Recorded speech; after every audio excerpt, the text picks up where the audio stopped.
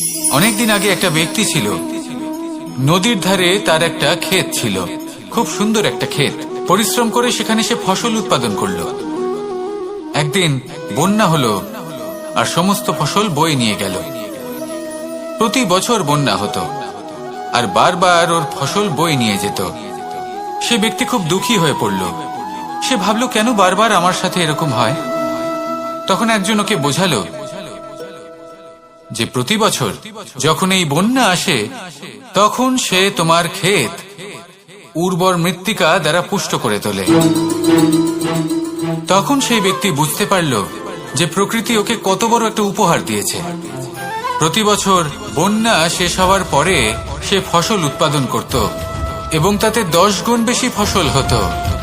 এই সংসারে যতক্ষণ না বৃষ্টির ফোঁটা মাটিতে পড়ছে, ফসল কিভাবে উৎপন্ন হবে?